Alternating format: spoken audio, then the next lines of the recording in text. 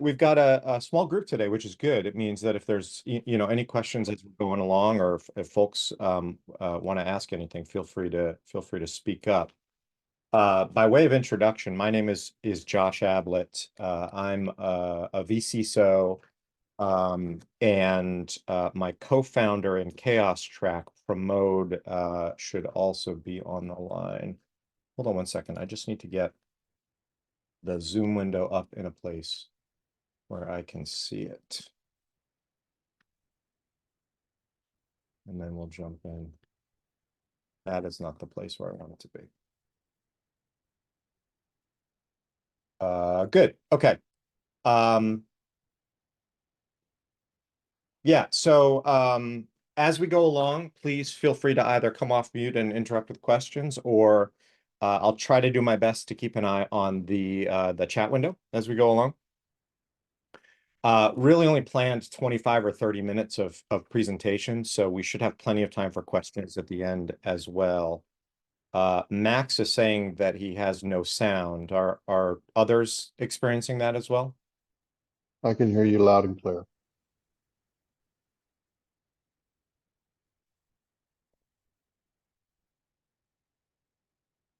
Thanks. Just respond to Max. What we're going to do is we're going to spend a few minutes talking about kind of two different traditional methods of cybersecurity training and simulation. The first is the traditional cybersecurity training that we're all probably familiar with from companies like Proofpoint and KnowBe4 and so on and so forth. And then we'll talk a little bit about tabletop simulations, which I don't know if y'all have been through them. I think they're absolutely fantastic, but they're also completely impossible to scale to more than just a few people. And then what we'll do is we'll finish up by giving a demo of the tool that we've built, which kind of combines AI and games to make us something we're calling a cybersecurity fire drill that makes trainings both engaging and effective. Any questions before we jump in, either in the chat or live?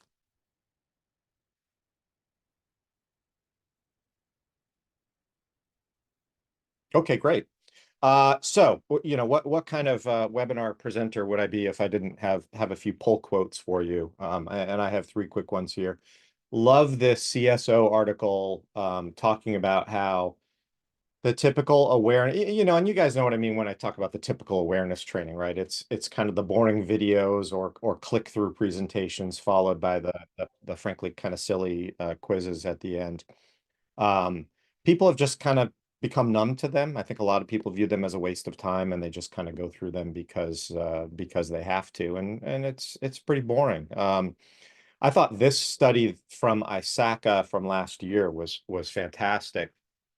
They actually put a whole bunch of people through different modes of training and then both tested how well they understood the subject material, as well as asked them how likely they were to recommend that style of training to others. And I thought this was a really impactful data point where, classroom training is good, which is great for the folks at training camp.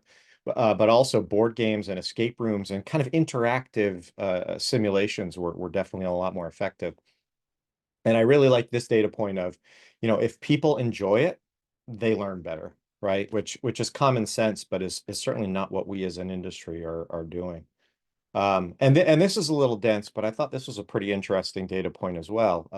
But basically, and this was just released, a few days ago. Basically, what this company did is an analysis of a whole bunch of companies that are doing security training to see how effective they were in preventing breaches. And what they found is the answer is not very much, because almost 80% of the organizations had a breach that had human error as the cause, right? Which is supposedly what training is supposed to go against. And over a third had multiple breaches. So I think the common thread through all of these and a lot of the inspiration for Pramod and I to kind of start working on this idea is that we as an industry just need a better way to do this. We're wasting a lot of employees' time and spending a lot of time and money on it in the IT and security space, on training that frankly doesn't kind of move the needle very much.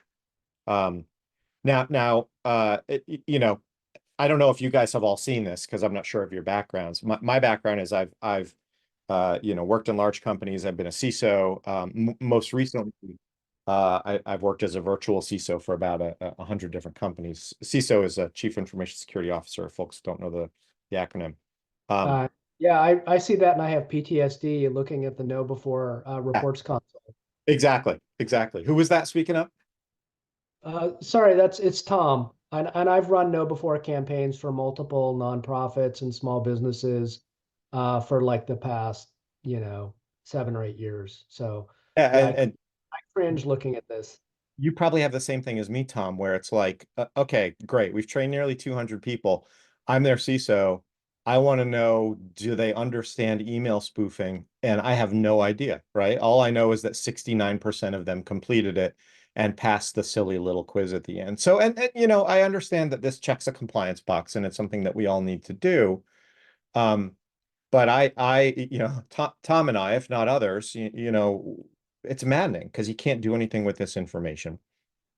Now, the good thing about tools like this is they're hugely scalable, right? Like in just a few clicks, I can send a campaign out to thousands and thousands of people, which is great. And that's what you want when you're kind of covering a whole organization or lots of small organizations. But they're just not getting the job done. Um, so in terms of why scalability is important, kind of shift gears to tabletops.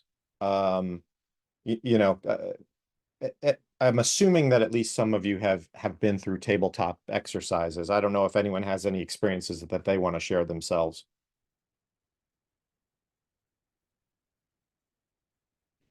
I love them. For those of you who haven't been through them, it's basically Dungeons and Dragons for business people. I facilitated a whole bunch of them.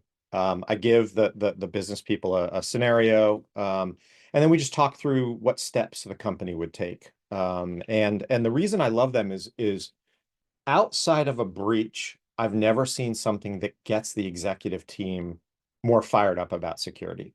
Like something about putting them in the story, making it interactive and engaging, and then actually asking them to pretend to make the difficult decisions like they would have to make in a real attack. Like, do we pay the ransom? When do we call insurance? When do we call law enforcement? All those sorts of things really kind of drives home the point that security is not a thing just that geeks do, but it's something that the whole business does. And it's not about selecting the right answer from a multiple choice list. It's really about like checking how people think about how they would respond to a real attack. So tabletops are great because they produce actionable data. They find gaps before attackers do. But as you know, if you've ever either sat through one or led one, they're just not scalable at all, right? They're a ton of work to get together. Um, Usually, if you're going to ask people to sit in a meeting for 2, 4, 8 hours, these can take a long time if you do them right. You're not going to get a lot of people, right? So you're not testing the organization, you're just testing a few people. And I don't know if anyone else has experienced this, but my experience with tabletops is always that, there's a couple of very opinionated people, maybe the people who have more power in the organization, who kind of take up all the air in the room, and everyone else is just sort of sitting there checking their emails or waiting for their turn to speak. Um, so fantastic, but not scalable. Um, and that's kind of what led us down this path of something that we're calling cybersecurity fire drills. The idea is let's make something that's fun. Let's make something that's engaging. Let's make something that produces specific actionable results. And at the same time, let's make it so that it has the scalability of the traditional security and awareness training. Um, and so this is just a graphical representation of kind of why we think this sort of combines the best of both worlds. It's scaling, fun, very easy to prep and deliver, very actionable reporting. And it's not something that you have to only do annually because that's the only time you can get people in a conference room. It's something that's short and fast and can be done on an ongoing basis. I'm just about to get to kind of a demo of how the system works and sort of how a simulation would be played. Before I get to that, does anyone have any questions or comments or observations that they want to offer?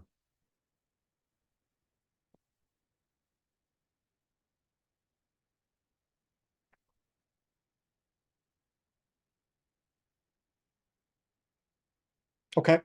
Um, so for this demo, and I'm making an assumption here that most of you work in something IT or IT adjacent, because I know that's a lot of the folks who go through the training camp trainings. Um, we're going to play this game as an experienced IT admin, and if we have time at the end, I'll show you an example of simulations that can be sent to end users as well, and kind of how they're different. I'm not going to tell you a lot about what the scenario is, but I think as we go along, you'll sort of understand how it's progressing. One thing I do want to point out is what I'm showing you is a generic game. When we've actually deployed this at some companies, the way we'll do it is we'll customize it for that organization, right? Like if you're a Sentinel-1 shop, we don't want to be asking you about CrowdStrike or Microsoft Defender. If you're a Proofpoint shop, we don't want to be asking you about Barracuda. Um, so when it's customized, it's for each organization's unique tools, people, and kind of the escalation processes that they're simulating against. I'm switching over to the browser. Can folks also see this okay? Yes. Okay, great. The way a simulation works is you get just an email with a link that you're going to click on to go into the simulation.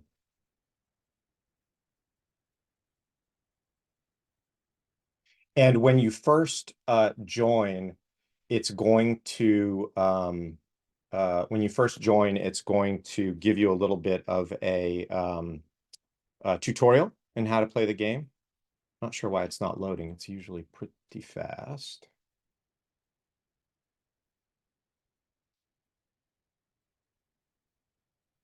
You know what? Isn't this always the way? I bet my IP address changed. Give me a sec, guys. I'm going to need to log into a VPN to connect to our demo system.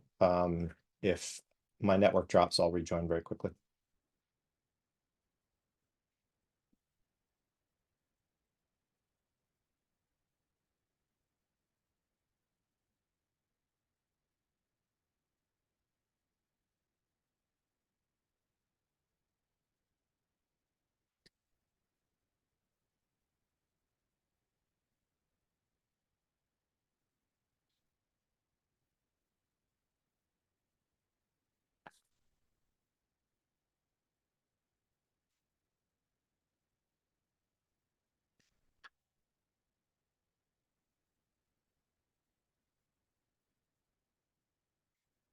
Thanks for your patience. This is unusual, and now I need to go through all the MFA to properly sign into a properly configured VPN.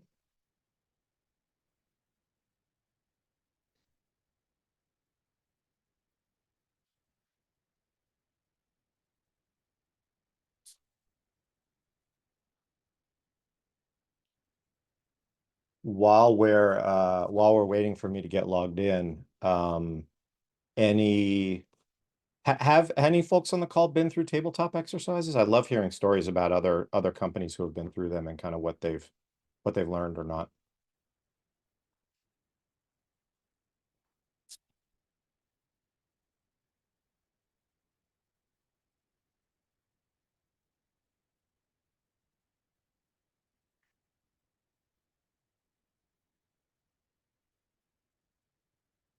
Hey, Promote, Yes.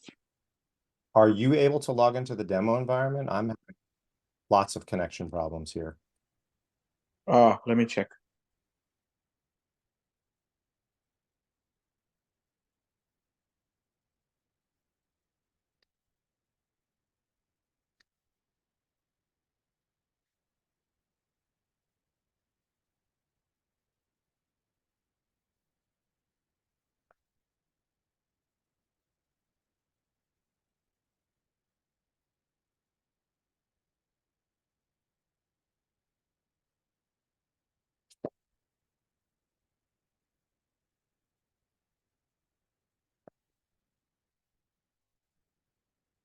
Sorry about this, guys.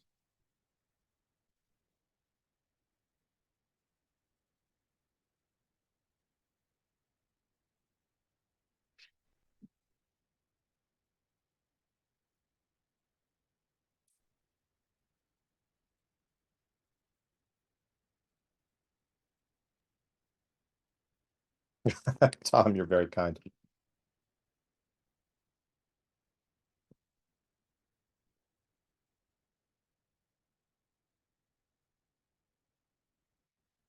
And if I don't get this done in the next 30 seconds, I'm going to just show you the game from the back end. Then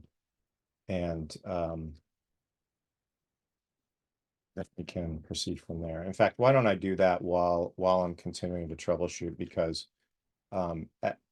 that way, oh, give me one sec. Actually, probably should be showing you guys this. We have a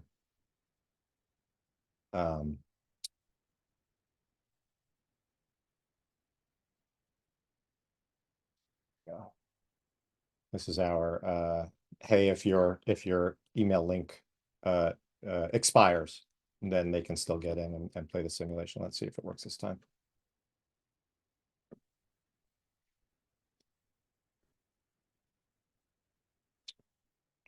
There we go.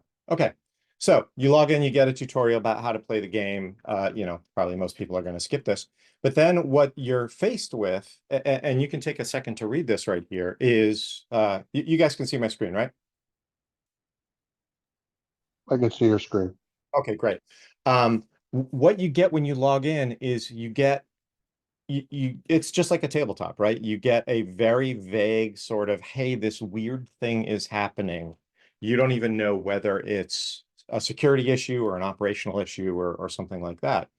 So one of your end users has contacted you because something strange is happening. They haven't received any emails from outside the company since yesterday. This is highly unusual for them. So if you've been working in IT and security for a while, your brain is probably already going to the right place, which is, I wonder if this is some kind of Microsoft 365 account takeover attack or something like that. But the way the gameplay works is people need to actually think through what they're going to do, right? They're not choosing from a list of four multiple choice options. So, you know, maybe they've been through this before, so they're going to, check mail flow, right, for the user's account in exchange. And what the system is doing is it's using AI to match against the good things that someone should do in these cases, as well as the bad things that they should do in these cases. And it basically proceeds kind of like a chatbot. We like to talk about it more as sort of a chatbot on rails and guardrails, because if anyone's played around with the LLMs out there, even the newest one that Anthropic released earlier this week, they still have a tendency to hallucinate. So you're going back and forth with the player to assess what it is that actually might have happened. So, you know, maybe next you want to pull a list of all the recipients of the phishing email, right? And that's how gameplay proceeds. In a simulated end user simulation, the game can be played in under a minute, and I'll explain that a little bit about why about that in a moment. For some of these more complicated IT and cybersecurity simulations, they usually take about 10 or 15 minutes. They certainly don't take the 2 to 4 hours that a traditional tabletop would go through. And the nice thing about this, and we don't see this as necessarily replacing tabletops. Tabletops still have value in an organization, especially an organization that wants to kind of talk through how they want to handle things. But the value of doing a fire drill is that you know, you can send this simulation out to your whole IT team, right? And see kind of where the strengths and where the weaknesses might be across the team, because everyone's going through the same simulation. You know, if someone gets stuck, they have the ability to ask for a hint, and the AI, you know, goes through and kind of gives them some suggestions about other things that they might want to try. And then when they're done, they can just go ahead and click end game. We can also set it up so that the game ends automatically if the people kind of discover all the things they're supposed to discover. I kind of like that someone would have to manually end the game, because knowing when you're done with an incident response simulation is just as important as knowing what to do, right? You don't want to go too far down the path. Any questions about the gameplay before I kind of flip over and show the back end and some of the reporting that comes out of a system like this?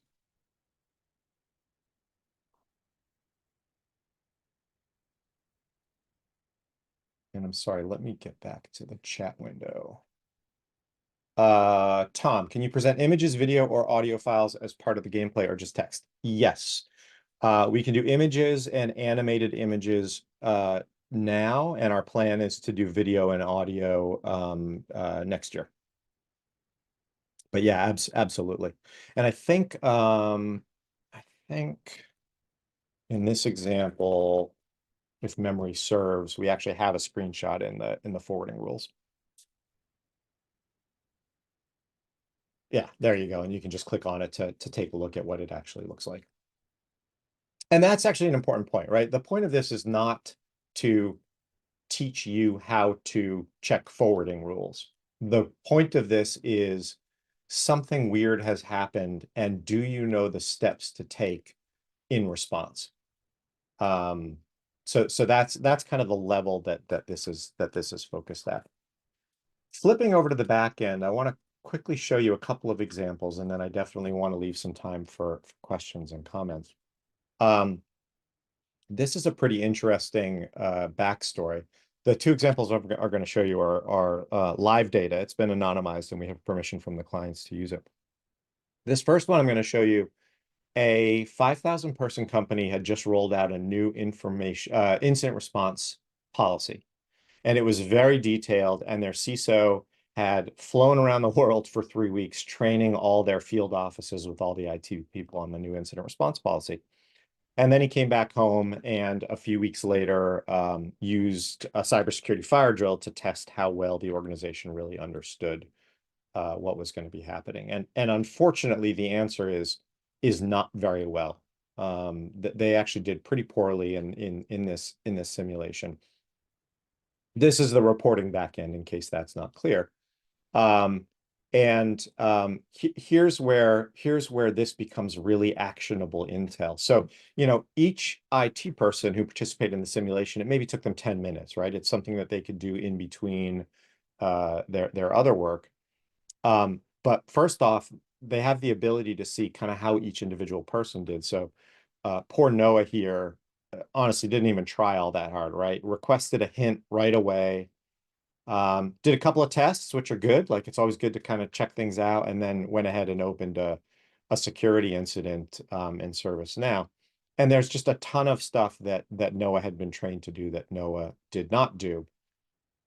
Versus you take a look at like Angela here, who did pretty well. You see a lot more correct actions. You see that she was trying lots of different things. She still missed a few things, but obviously we want to take what's in Angela's brain and roll it out to the rest of the IT team.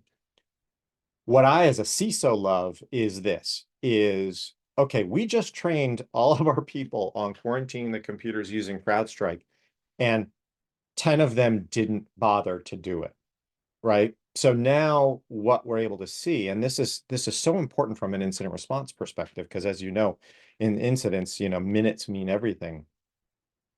Okay, we've done a bad job of training people on the steps to take, how to quarantine the computer and using CrowdStrike, that you should, when you find some indicators of compromise, that you should go look at other systems. Don't just focus on Microsoft 365. So coming out of this, even though it was a very short amount of time to run the simulation, this is very actionable intelligence for the organization to improve. And this is simulated data, so it wasn't actually a day later, but this company did improve. This is retaking the test, and you can see that people did a heck of a lot better the second time they went through it after some corrective measures had been put in place. Any questions on this before I show an end user example?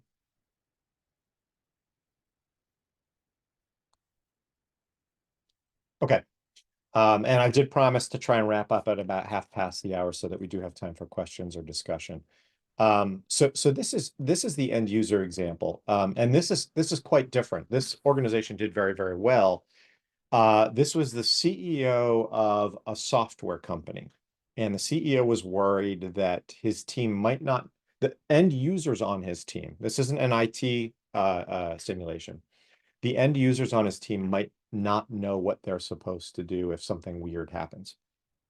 And this one was very simple. It was a Google Workspace account takeover attack. The user noticed something weird, and all they had to do was escalate to the IT team in the right way. So again, similar layout. We can see that people did much better here.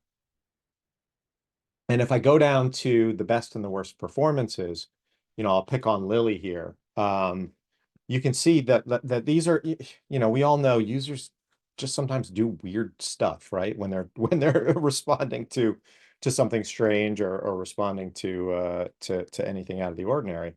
So Lily did a whole bunch of things that they shouldn't, she restarted her computer and escalated to the IT company via email instead of via phone, which if the attacker's in your email, that's a bad thing to do. She actually called Google in this simulation, searched the internet for answers, and never actually called the right phone number. So again, even though this company did really well, there's still a list of recommendations. A lot of people escalated to their manager, which, isn't a great idea and isn't what this company wanted to do. They used email to escalate. They restarted, 5 people restarted their computers, which isn't a great idea if you're trying to preserve forensic evidence. So the idea here is that the fire drill is something that, and these users, at most, it took them a minute or two to do these simulations. But again, with very little effort across the organization, you suddenly get great telemetry about where your gaps are before an attacker, an attacker has the ability to exploit them in a real time. So that's all I wanted to show you. I think in terms of, takeaways, and I'll leave this up while we kind of answer some questions, is I think we as an industry, there's a gap. There's a gap between our traditional training and tabletops, and we're trying to fill that gap with these fire drills that can scale. Tom asked, how long does it take to translate a policy or procedures document into an interactive fire drill? Great question, Tom. Right now, it takes a half-hour meeting with us, and then we use AI on our side to customize it for your organization. And then it'll take another 10 or 15 minutes, for you to review it before we load it into the system and you're off to the races. So it's a fairly quick process. We're also testing out some of the newer AI models. We think we're actually going to be able to make that even more automated so that basically you can just answer some questions to set the context about your organization. And the system will automatically add those customizations into the scenario.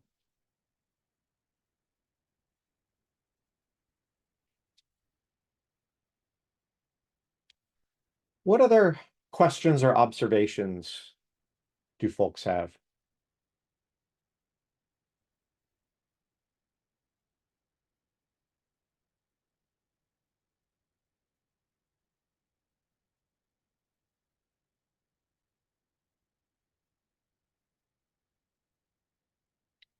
Tom also asked, aside from using a chat interface, what gamification elements are you implementing or exploring? Great question.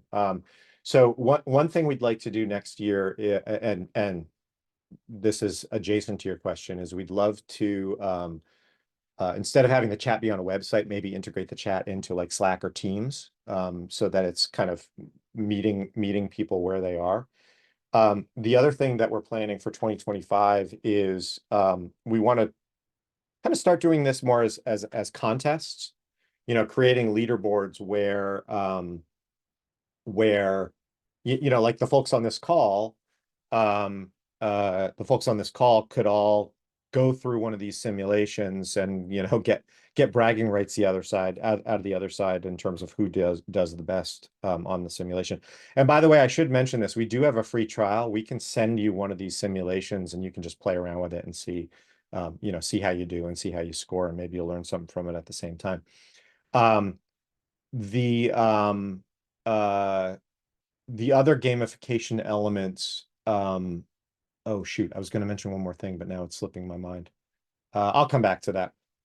Tom, are there any gamification elements that come to mind for you that you'd like to see? Yeah, one thing I would recommend is after people have gone through it the first time, give them the option to go through it on expert mode or hard mode and Yeah. have, slightly different, maybe more difficult way to go Yep. on it. Love it. Then you're basically taking the same content and then just with a little extra content, giving them another go round to really reinforce the material. Yeah, I love it. That's a great idea. Clary asked, and Clary, I'm sorry if I'm pronouncing that name right, or maybe it's Jeffrey. Uh,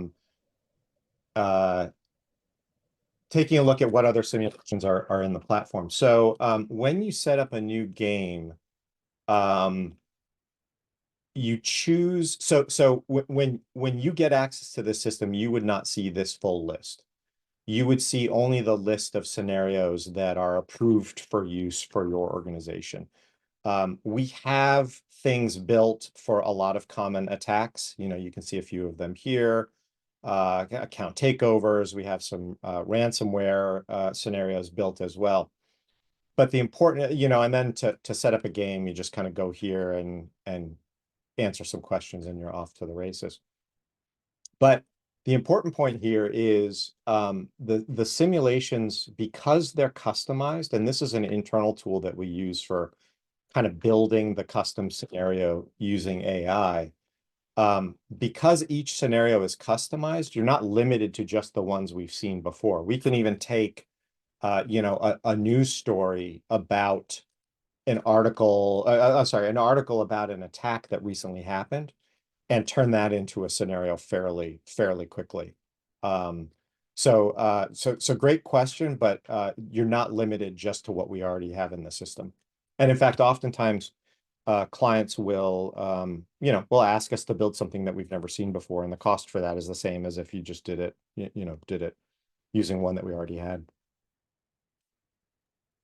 I'm curious if you've ever done a simulation for a business email compromise attack. These attacks that you're demonstrating are all very technically focused, but a lot of the organizations are getting hit by simple scam saying, "Hey, can you change the bank account on this this thing, and this invoice is due," which isn't necessarily have as many steps.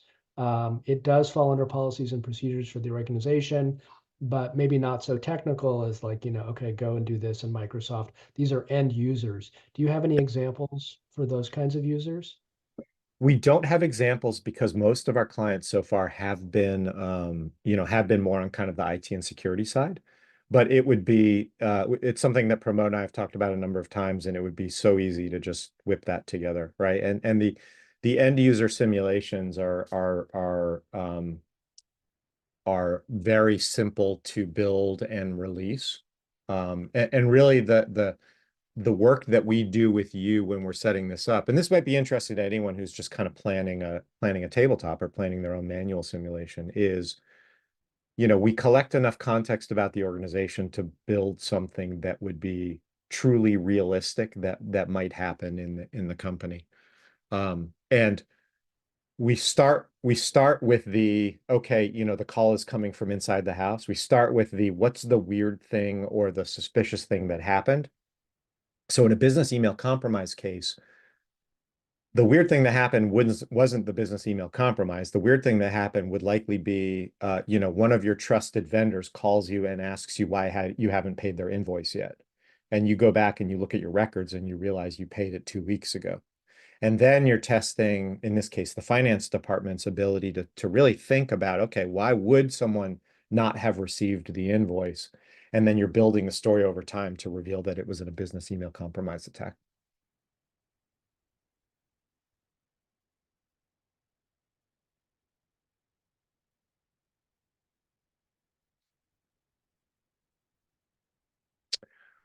What other questions do folks have? Questions, comments, observations? We'll take them all.